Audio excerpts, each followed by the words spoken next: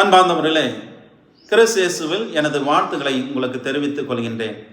இன்றைய இறை சிந்தனை இயேசு தம் சீடரை நோக்கி கூறியது, பாவ சோதனை வருவதை தவிர்க்க முடியாது. லூக்கா 17ஆம் அதிகாரம் இறைவார்த்தை 1. அன்பர்களே, இந்த இறைவசனம் நம் வாழ்க்கையின் உண்மையை வெளிப்படுத்துகின்றது. நாம் வாழும் இந்த உலகத்தில் காயங்கள், பிழைகள், மன வருத்தங்கள் இருக்கலாம். யாரோ ஒருவர் நம்மை துன்புறுத்தலாம், யாரோ ஒருவர் நம்மை ஏமாற்றலாம்.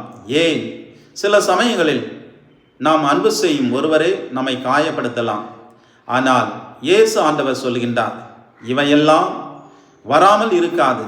ஆனால் தான் இன்று நமக்கு தேவையானது விடுதலை. காயங்களை பிடித்து கொண்டு வாழ்தல் அது நம்மை சிறைபிடிக்கும். கோபம், விரோதம், மனக்கசப்பு இவை நம் ஆத்மாவை சோர்வடைய செய்யும்.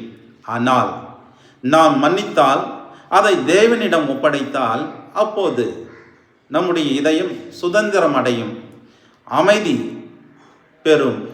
ஆண்டவரின் கிருபை நம்மை நிரப்பும். இன்று ஆண்டவர் உங்களிடம் கேட்கின்றார், அதை பிடித்து கொள்ளாதே, விடு, என்னிடம் ஒப்படை என்று சிந்திப்போம். என்னை காயப்படுத்துவதை நான் இன்றும் பிடித்து கொண்டு இருக்கின்றேனா? நான் மன்னிக்க தயாராக இருக்கின்றேனா? அந்த சுமைகளை இன்று ஆண்டவரிடம் ஒப்படைக்க நான் தயாராக இருக்கின்றேனா என்று ஜெபம். எங்கள் அன்பின் ஆண்டவரே, எங்களை இந்த கசப்பிலிருந்து விடுதலை செய்ததுக்காக உமக்கு நன்றி. எங்கள் இதயம் காயங்கள், மன வருத்தங்கள் இவற்றிலிருந்து விடுதலை அடையவும், பிறரை மன்னிக்க வேண்டிய மனதையும் உமது அன்பால் எங்களை நிரப்பி, நாங்கள் மகிழ்ச்சியோடும் சுதந்திரமாக வாழ கிருபை புரிய எங்கள் ஆண்டவர் இயேசு கிறிஸ்துவின் திருநாமத்தில் உம்மை பார்த்து ஜெபிக்கின்றோம். ஜெபம் கேளும் எங்கள் நல்ல பிதாவே, ஆமேன். எல்லா வல்ல அன்பு இறைவன், தந்தை, மகன், தூய ஆவியார் உங்களை ஆசீர்வதிப்பாராக.